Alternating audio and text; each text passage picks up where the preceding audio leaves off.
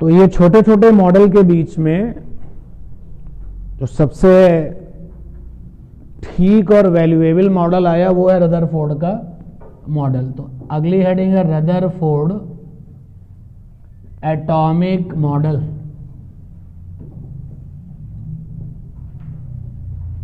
और इसी को हम कहते हैं रदरफोर्ड अल्फा स्कैटरिंग एक्सपेरिमेंट। हम एटम को जानना चाहते हैं तो हम सेलेक्ट करते हैं थिन मटेरियल। थिन मटेरियल का मतलब है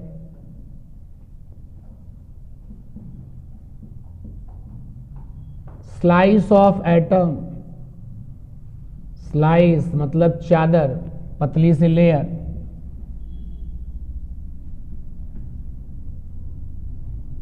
layer of atom.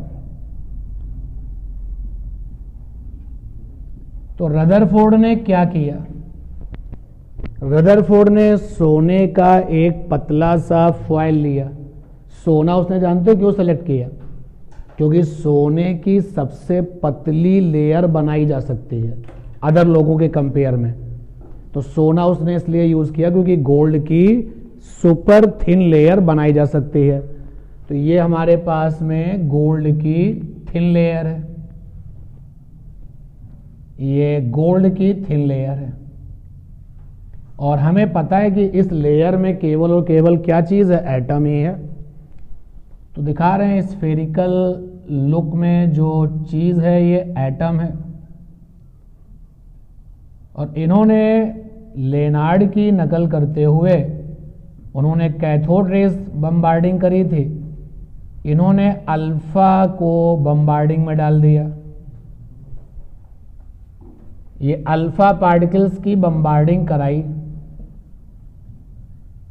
Alpha particles की बम्बार्डिंग करा दी।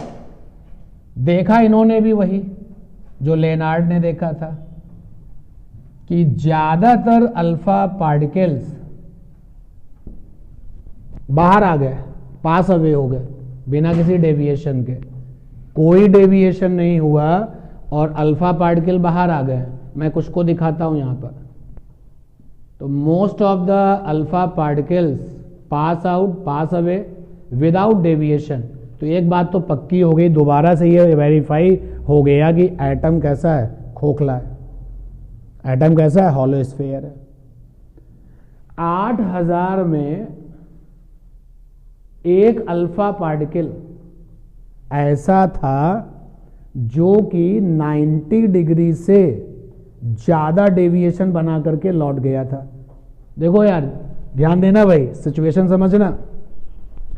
ये अल्फा पार्टिकल जा रहा है, ये अल्फा पार्टिकल है। तो भैया नो डेविएशन का मतलब क्या है? इसी रास्ते पर चले। अगर इसी रास्ते पर चलता रहे तो बोला जाएगा नो डेविएशन। तो ज्यादातर अल्फा पार्टिकल नो डेविएशन से बाहर आ गए। तो ये हमको बताया गया कि एटम कैसा होता है? खोखला होता है। और 8000 में केवल एक अल्फा पार्टिकल ऐसे हैं कि 1 alpha particle out of 8000 alpha particle जिन्होंने डेविएशन दिया है 90 डिग्री से ज्यादा। देखिए ये अल्फा पार्टिकल जा रहा है और ये ऐसे चला गया, तो ये डेविएशन आया ना, बोलो यार। लेकिन ये डेविएशन कैसा है? 90 डिग्री से कम है। और अगर ये अल्फा पार्टिकल जा रहा है किसी कारण टकराने के बाद या किसी वजह से ये ऐसे चला जाए तो डेविएशन कैसा हो गया? 90 हो गया। लेकिन हम क्या कह रहे हैं? डेविएशन 90 से ज्यादा है। तो 1 alpha particle gives out of 8000 alpha particle 1 alpha particle gives deviation greater than 90 degree. Now check the situation. ये अल्फा पार्टिकल है जिसका पुराना रास्ता ये है और 8000 अल्फा पार्टिकल में से एक अल्फा पार्टिकल ऐसा है जिसका डेविएशन 90 से ज्यादा है। तो बात को समझो भाई, क्या मतलब है? मतलब एटम के अंदर कोई चीज ऐसी है जिससे ये टकराया है और टकरा करके क्या हुआ है, वापस आया है। और 90 डिग्री से इसको वापस आना, जो लोग कोलिजन जानते हैं, जिनका 11th क्लास का कोलिजन स्ट्रांग था, वो ये सब समझते हैं कि अगर हम लोग किसी कोलिजन की बात करें और कोई चीज टकरा करके 180 पर वापस आ जाए, अगर जैसे कोई चीज जा रही है और टकराई और टकरा करके 180 से वापस आ गई, यानी जिससे टकराई है वो बहुत ज्यादा मासिव है, उसका मास बहुत ज्यादा है। और इसीलिए जब हम लोग अपनी बॉल को दीवार पे हिट करेंगे तो वो कमबैक होगी कि नहीं होगी, बोलो, क्योंकि दीवार क्या है, बहुत मासिव है। और यहां पर भी 90 डिग्री से ज्यादा डेविएशन, समझो बात को, अगर 180 डिग्री का डेविएशन आ जाए तो यानी सामने वाला क्या है, बहुत बहुत बहुत मासिव है, जिससे चीज टकराई है वो बहुत ज्यादा भारी है, वो बहुत ज्यादा मास वाली चीज है। और अगर 90 डिग्री से ऊपर डेविएशन आ रहा है, सपोज कर लो 130 डिग्री, 150 डिग्री, 160 डिग्री, तो भी तो ये पता चलता है कि जिससे टकराया वो क्या है, मासिव है। लेकिन जो ज्यादातर अल्फा पार्टिकल बाहर निकल जा रहे हैं वो ये बता रहे हैं कि एटम तो खोखला है, और लेकिन जो थोड़े बहुत लोग जो टकरा करके लौट आए हैं, तो इन्होंने कहा, क्या रदरफोर्ड ने कहा, जानते हो ये अल्फा पार्टिकल किससे टकराया है? लोगों ने पूछा बताओ किससे टकराया है, तो चलो सोचते हैं किससे टकराया होगा। क्या इलेक्ट्रॉन से टकरा करके वापस आया होगा? आंसर है नहीं। क्यों नहीं? क्योंकि अल्फा पार्टिकल का जो मास है, mass of alpha particle is 7350 times greater than electron. मतलब देखिए, आपके पूरे मॉडल में यही तो हो रहा है ना कि एटम के अंदर क्या है, पॉजिटिव और निगेटिव है, और आगे जाकर के इन पॉजिटिव का नाम क्या जाना है, प्रोटॉन, और निगेटिव का नाम क्या होगा, इलेक्ट्रॉन। तो अगर हम ये सोचें कि अल्फा पार्टिकल को लौटाया होगा इलेक्ट्रॉन ने, तो ऐसा तो असंभव है, क्योंकि अल्फा पार्टिकल इलेक्ट्रॉन से 7350 गुना भारी है। अरे जो भारी है, अगर उससे कोई चीज टकराएगी तो वो नहीं हिलेगी, वो सामने वाले को क्या करेगी, डिफ्लेक्ट कर देगी। जैसे अगर मेरी साइकिल ट्रक से टकराएगी तो ट्रक का कुछ नहीं बिगड़ेगा, किसका बिगड़ेगा, साइकिल का। तो यहां पर जो अल्फा पार्टिकल है वो ट्रक की तरीके से है, 7350 गुना ज्यादा मास वाला है इलेक्ट्रॉन से। तो electron just like a cycle, और अल्फा पार्टिकल क्या हो गया, ट्रक। तो अगर इनकी टक्कर होगी तो किसका बिगड़ेगा, इलेक्ट्रॉन का जो है डेविएशन होगा, इलेक्ट्रॉन अपनी जगह से बाहर आएगा। तो ये पता चल गया कि अल्फा पार्टिकल इलेक्ट्रॉन से तो नहीं टकराया है। तो अब इन्होंने कहा कि इसका मतलब इलेक्ट्रॉन किसी ऐसी चीज से टकराया है जो बहुत हैवी है। अब समझो, इलेक्ट्रॉन नेगेटिव वाला तो है नहीं, तो अब कौन रह गया, पॉजिटिव वाला।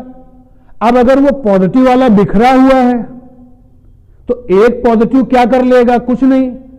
बात को आप समझते रहना, जिससे वो टकराया है वो बहुत भारी है, वो बहुत भारी है, और वो इलेक्ट्रॉन हो नहीं सकता, क्योंकि अल्फा पार्टिकल इलेक्ट्रॉन से 7350 गुना ज्यादा मास वाला है। तो वो क्या हो सकता है, प्रोटॉन हो सकता है। अगर वो एक प्रोटॉन है तो बात नहीं बनेगी, इसका मतलब पूरा का पूरा प्रोटॉन का क्या है, पूरा बंच है। और ये सारे प्रोटॉन ने जो ये बंच बनाया है, ये बड़ा भारी भरकम हो गया है, और इसी ने अल्फा पार्टिकल को क्या कर दिया है, लौटा दिया है। यानी कि जिसने डेविएशन क्या दिया है, ग्रेटर देन 90। ग्रेटर देन 90 में आपको 180 वाले भी मिलेंगे डेविएशन, ऐसा ना समझना कि 180 नहीं मिलेगा, 180 भी मिलता है। तो यहां से ये सोच डेवलप हो गई कि जो पॉजिटिव वाले लोग हैं वो एक ही जगह पर पोलराइज्ड हैं, और अगर वो बिखरे होंगे तो उनके पास उतना मास नहीं होगा, लेकिन जब वो एक साथ कंबाइंड हो जाएंगे तो वो बहुत हैवी हो जाएंगे। वहां से रदरफोर्ड के मॉडल में ये बात निकल के आई कि एटम तो खोखला है, लेकिन एटम के अंदर एक छोटी सी जगह है जहां पर सारा का सारा पॉजिटिव चार्ज क्या है, पोलराइज्ड है, और वो इतना पोलराइज्ड होकर के इतना हैवी हो गया है कि उसी ने तुम्हारे अल्फा पार्टिकल को क्या कर दिया है, लौटा दिया है। Now this polarised place of positive charge into the atom is called the nucleus. तो वहां से एक विजन निकल के आया कि एटम के अंदर सब कुछ खाली है, एक छोटी सी जगह पर, एक बहुत छोटी सी जगह पर आपके पॉजिटिव चार्ज यानी प्रोटॉन्स जो है पोलराइज्ड है, उस छोटी सी जगह को क्या नाम दिया गया, न्यूक्लियस। यानी न्यूक्लियस और जो इलेक्ट्रॉन्स हैं, अब इन्होंने इलेक्ट्रॉन्स के बारे में क्या कहा, उन्होंने कहा इलेक्ट्रॉन चक्कर लगा रहे हैं। इलेक्ट्रॉन क्या कर रहे हैं, चक्कर लगा रहे हैं। इलेक्ट्रॉनों को जानते हैं बिल्कुल गैस समझा गया है, गैस के मॉलिक्यूल्स। इलेक्ट्रॉनों को क्या समझा गया, गैस के मॉलिक्यूल्स। जैसे बर्तन में जो गैस है ना, हल्की फुल्की टहलती रहती है, मॉलिक्यूल टहलते रहते हैं, ऐसे ही तुम्हारे इलेक्ट्रॉन है। तो इन्होंने कहा रदरफोर्ड के मॉडल में जब निकल के बात आई कि चलो पॉजिटिव चार्ज तो हो गया, एक जगह पे पोलराइज्ड है। अब जब पॉजिटिव चार्ज पोलराइज्ड है यानी अपनी जगह पर डटा रहेगा, तो जो डटा रहेगा वो क्या बनेगा, सोर्स का चार्ज। वो क्या बनेगा, सोर्स का चार्ज। और इलेक्ट्रॉन क्या है, निगेटिव का चार्ज। अब बात को समझना, हम चक्कर लगाने पर आते हैं, ये आपका पॉजिटिव चार्ज और ये क्या है, इलेक्ट्रॉन निगेटिव चार्ज। तो ये सोर्स का चार्ज निगेटिव चार्ज को क्या करेगा, अट्रैक्ट करेगा, फोर्स लगा के अट्रैक्ट करेगा। अब फोर्स लगाएगा तो इलेक्ट्रिक फोर्स बनेगा।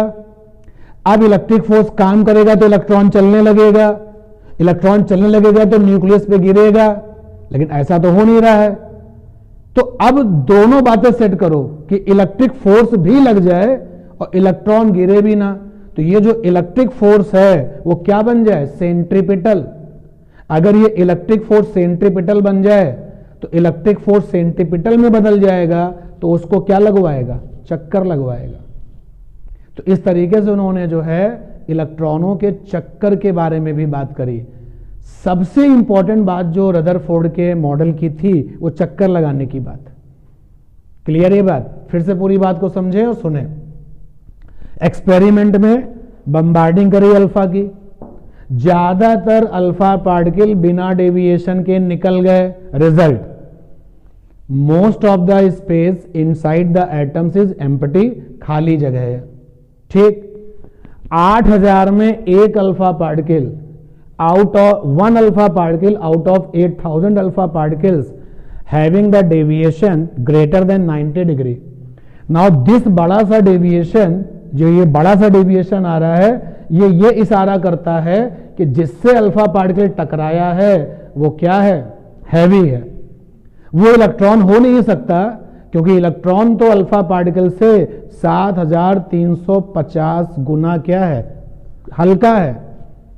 तो अगर खुदा ना खास्ता अगर अल्फा पार्टिकल इलेक्ट्रॉन की टक्कर हो जाए तो बिगड़ेगा किसका, इलेक्ट्रॉन का बिगड़ेगा, अल्फा पार्टिकल को वो नहीं हिला पाएगा। तो इलेक्ट्रॉन से तो टक्कर नहीं हुई, ये कंफर्म हो गया। अब चलते हैं प्रोटॉनों की बात करते हैं, जो पॉजिटिव चार्ज प्रोटॉन है। अगर प्रोटॉन बिखरे हुए हैं तो एक प्रोटॉन तो अल्फा पार्टिकल का कुछ कर नहीं पाएगा। इसका मतलब है प्रोटॉनों का पूरा क्या बना है, bunch. And that is why there is a polarisation of positive charge into the atoms and this polarisation zone is called the nucleus. Clear ये बात समझ में आई आपको, इतनी बात क्लियर है ना। फिर चक्कर लगाने की बात कहां से आएगी। अब जब ये प्रोटॉन आपका जो प्रोटॉनों का जो ये न्यूक्लियस वाला जोन है, यहां पॉजिटिव चार्ज है, ये स्टेबल हो गया, ये आपका इनर्शियल हो गया, ये हिल नहीं सकता, तो इसका मतलब है इलेक्ट्रॉनों को ये खींचेगा। अगर जैसा तुम सोचते हो वैसा ही होगा तो इलेक्ट्रॉन प्रोटॉन जाकर के डिफ्यूज हो जाएंगे, खत्म। आपका जो चार्ज है, प्रोटॉन भी खत्म हो गया, इलेक्ट्रॉन भी खत्म हो गया। लेकिन एटम के अंदर नेगेटिव है और पॉजिटिव भी है। इसका मतलब है कि यार ये इलेक्ट्रॉन जो है जाकर के इस पर गिरता तो नहीं होगा। अब गिरेगा नहीं तो क्या सिचुएशन होनी चाहिए, तो बताया गया जो ये इलेक्ट्रिक फोर्स है ये किस में बदल गया, सेंट्रीपिटल में। तो सेंट्रीपिटल में बदल गया तो क्या लगा रहा है, चक्कर। इलेक्ट्रिक फोर्स भी है और उसकी वजह से क्या है, सेंट्रीपिटल फोर्स भी है, and that is why revolutions take place. और ये बात उन्होंने बताई। क्लियर ये बात, श्योर हो गए। अब बता तो दिया, फेलर भी सुन लो, बाद में लिखते हैं। जब इन्होंने ये बात बता दी तो लोगों ने कहा कि अच्छा ठीक है, ये चक्कर लगाने वाली बात तो आपने सही बताई। उधर एक एक्सपेरिमेंट हो चुका है कि जो चार्ज होता है जब वो चलता है, जब कोई चार्ज चलता है तो एनर्जी रेडिएट करता है। ऑर्स्टेड के एक्सपेरिमेंट में ये बात पता चली थी कि चार्ज चला था तो क्या बनाई थी, इलेक्ट्रिक और मैग्नेटिक एनर्जी बनाई थी। और अगर चार्ज चला और एसिलरेशन मेंटेन कर दिया तो इलेक्ट्रिक एनर्जी देता है, मैग्नेटिक देता है और इलेक्ट्रोमैग्नेटिक वेव्स भी देता है, ठीक है ना, इलेक्ट्रोमैग्नेटिक रेडिएशंस भी देता है। तो अब जब इन्होंने कहा कि इलेक्ट्रॉन चल रहा है, चक्कर लगा रहा है, लोगों ने कहा ठीक बात, तो अब इलेक्ट्रॉन यानी कि चार्ज चक्कर लगा रहा है, चार्ज चल रहा है, चार्ज चलेगा तो एनर्जी क्या होगी, रेडिएट होगी।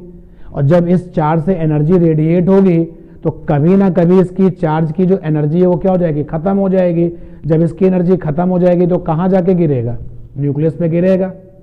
और जो न्यूक्लियस पे गिरेगा तो न्यूक्लियस को क्या करेगा, डैमेज करेगा, तो न्यूक्लियस तो खत्म हो जाएगा, सारे इलेक्ट्रॉन जब उसके ऊपर गिर जाएंगे। तो न्यूक्लियस अगर खत्म हो जाएगा तो एटम ही खत्म हो जाएगा, एटम खत्म हो जाएगा तो सब्सटेंस खत्म हो जाएगा। लेकिन ना तो सब्सटेंस खत्म हो रहा है, भाई मेरे पास ये सब्सटेंस मार्कर है और ये लगातार अभी मेरे पास है, तो सब्सटेंस तो खत्म हो नहीं रहा है, यानी कि एटम भी खत्म नहीं हो रहा है, यानी कि न्यूक्लियस भी खत्म नहीं हो रहा है। तो आप चक्कर लगाने वाली बात को और रेडिएशन एनर्जी को समझाइए, रदरफोर्ड इसके बारे में कुछ नहीं समझा पाए। तो फिर बोर का एटॉमिक मॉडल आया, उन्होंने इस चीज को समझाया। तो क्लियर है ना बात। तो सिस्टमेटिक वे में चलते हैं। हेडिंग क्या है आपकी, रदरफोर्ड एटॉमिक मॉडल, ठीक है। इस हेडिंग में जो डायग्राम वाली चीजें स्पेस छोड़ दीजिए, अपनी कॉपी में उतनी जगह छोड़िए कि बोर्ड पर जो डायग्राम है वो बना लें आप।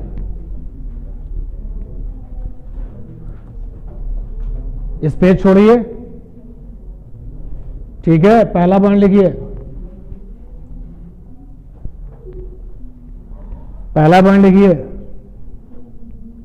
when bombarding of alpha particles take place, when bombarding of alpha particles take place, when bombarding of alpha particles take place, nucleus के कारण। क्यों?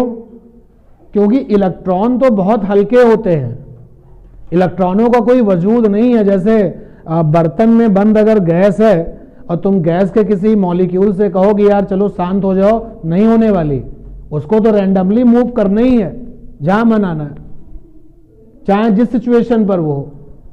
थोड़ा सा भी अगर टेम्परेचर है तो उसको बहुत तेजी से मूव करना है। इलेक्ट्रॉनों का यही हाल है।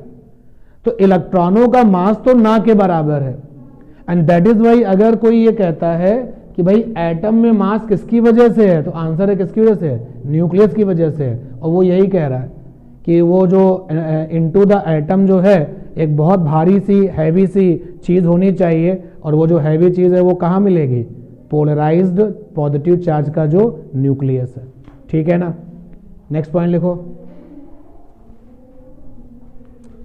नंबर 3 पर आ जाओ भाई, बोले।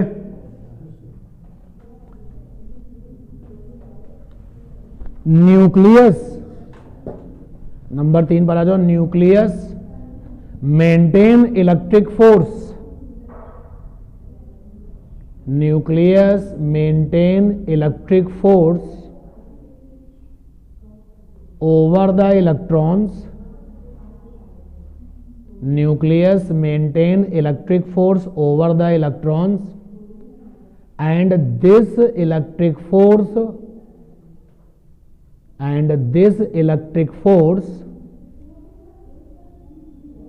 convert into centripetal force, and this electric force convert into centripetal force, and this electric force convert into centripetal force. Therefore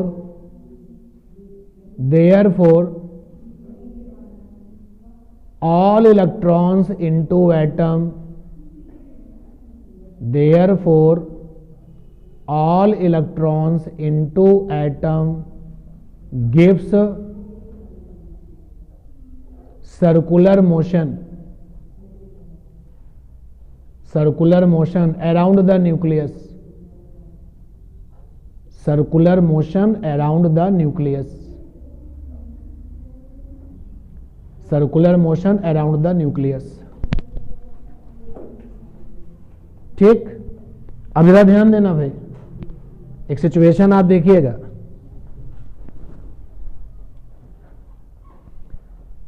capital N, तो कैपिटल एन है number of scattered particles, scattered particles. बात को समझिएगा पहले आप, ये alpha particle जा रहा है, अल्फा पार्टिकल ये जा रहा है। अगर कोई डेविएशन नहीं होगा तो ये पुराना रास्ता है, और अगर डेविएशन होगा तो ये रहा डेविएशन थीटा, थीटा। तो यहां पे कैपिटल है नंबर ऑफ स्कैटर्ड पार्टिकल्स है, और थीटा क्या है? थीटा को कहेंगे स्कैटरिंग एंगल है। स्कैटरिंग एंगल, जैसे इस वाले केस में स्कैटरिंग एंगल कितना है? 90, और इस वाले केस में स्कैटरिंग एंगल कितना है? 90 से ज्यादा, कुछ ना कुछ होगा ही। तो जो अगर n हमारे पास नंबर ऑफ अल्फा पार्टिकल्स हो और थीटा यहां पे स्कैटरिंग एंगल हो, तो रदरफोर्ड ने एक रिलेशन भी दिया था, वो रिलेशन हमें सीधे आपके साथ शेयर करना है। उन्होंने कहा ये जो n होता है that is proportional to 1 sin θ/2 whole power 4, sin θ/2 whole power 4। Clear ये बात? ये रिजल्ट उन्होंने अपने इस पूरे एक्सपेरिमेंट में कैलकुलेट करके दिया था। हम वहां पर इसका डेरिवेशन नहीं देख रहे हैं, हम सीधे रिजल्ट देख रहे हैं। इसका मतलब ये हो गया कि अब आपके पास में कुछ न्यूमेरिकल आने वाले हैं। वो ये कहेंगे कि अगर 1000 अल्फा पार्टिकल 60 डिग्री के स्कैटरिंग एंगल पर हैं, 1000 अल्फा पार्टिकल जो हैं उनका स्कैटरिंग एंगल कितना है? 60 डिग्री। तो बताओ उन अल्फा पार्टिकल्स का नंबर क्या होगा जिनका कि स्कैटरिंग एंगल कितना है? 90 डिग्री। तो आप यहां से फार्मूला बना लोगे, देखो क्या बनेगा, बनाओ भैया। यहां से क्या बनेगा? n1/n2 is equal to sin θ1/2 whole power 4 sin θ2/2, या यहां 2 लगा देते हैं, अपॉन में sin θ/2 1 होल पावर 4। कर ले जाएंगे नहीं? इस रिजल्ट को भी लिखो भाई।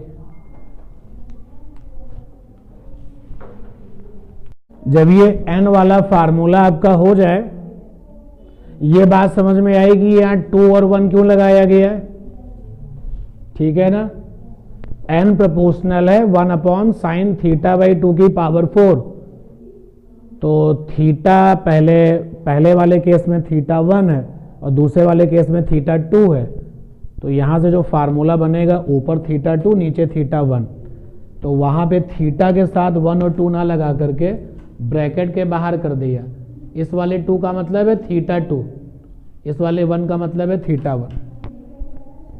जब आप ये n वाला पॉइंट नोट कर लें तो जो आपने जगह छोड़ रखी है वहां पर ये डायग्राम बना लें अपना। तो अगली हेडिंग होगी failure of Rutherford model. Rutherford model fail क्यों हो गया?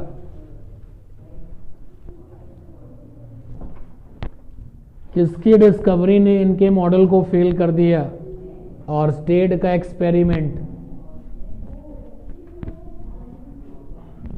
लिखेंगे आप इसमें, फेलर ऑफ रदरफोर्ड मॉडल में। एज वी नो,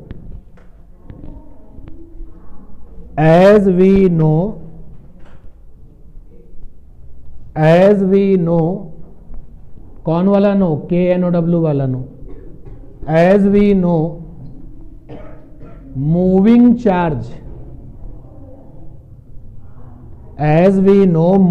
चार्ज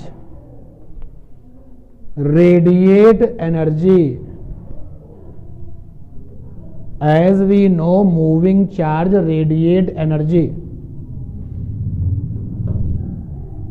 भाई आप सब लोग मैग्नेट पढ़ के आए हो, तो आपको अब सबूत नहीं चाहिए। आपने ये नोटिस किया हुआ है, अगर ये आपके पास में एक मैग्नेटिक नीडल है, चुंबक की सुई है, और ये हमारे पास में एक चार्ज है, और ये चार्ज है जो कि टेस्ट चार्ज है, यहाँ पर टेस्ट चार्ज है ये। और अगर ये चार्ज हमारे पास में Q कूलाम का है, इसको मोशन कर दिया जाए, इससे कहा जाए कि मोशन करो, तो ये जो मैग्नेटिक नीडल है ये रेस्पॉन्स करती है, ये हिलती है। और ये जो टेस्ट चार्ज है ये भी रेस्पॉन्स करता है। लगाइए दिमाग, टेस्ट चार्ज को रेस्पॉन्स कराने वाला कौन है? Electric energy. और मैग्नेटिक नीडल को रेस्पॉन्स कराने वाला कौन है? Magnetic energy. लीजिए, प्रूफ है आपके सामने कि जब चार्ज मोशन में होता है तो एनर्जी रेडिएट करता है। तो ये जो चार्ज है आपका, ये वाली एनर्जी भी रेडिएट कर रहा है, ये भी कर रहा है। वही तुमने लिखा है कि as we know moving charge radiate energy, therefore revolving electron around the nucleus, therefore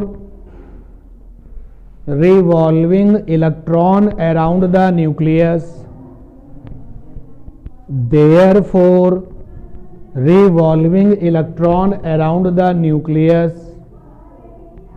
radiating, comma करके लिखना, therefore revolving around electron around the nucleus, comma radiating energy, then a stage comes, तो एक ऐसी स्थिति आएगी कि जो एनर्जी रेडिएट करेगा वो डेड भी होगा, कभी ना कभी खत्म भी होगा। then a stage comes when electron jump into the nucleus, जब इलेक्ट्रॉन की एनर्जी खत्म हो जाएगी तो गिर पड़ेगा न्यूक्लियस पर। Therefore a stage comes when electron jump into the nucleus, so nucleus will destroy, इसलिए न्यूक्लियस खत्म हो जाएगा, so nucleus will destroy, but we know that nucleus bracket में atom is stable, but we know that nucleus bracket में atom is stable. लेकिन हम जानते हैं कि चीजें तो अमर हैं, मटेरियल अमर है, तो जब मटेरियल अमर है तो न्यूक्लियस भी अमर है और एटम भी क्या हो गया? वो भी नहीं मर सकता। तो अब उनसे पूछा गया कि अगर आपकी थ्योरी के हिसाब से चला जाए तो रिवॉल्विंग इलेक्ट्रॉन एनर्जी रेडिएट कर रहा है, तो कभी ना कभी तो इसकी एनर्जी खत्म हो जाएगी। एनर्जी खत्म हो जाएगी तो ये जाके गिरेगा किसके ऊपर? भाई चलना बंद कर देगा तो न्यूक्लियस भी तो गिरेगा, इलेक्ट्रिक फोर्स उसको खींच लेगा, तो न्यूक्लियस पे गिरेगा तो न्यूक्लियस को खत्म कर देगा।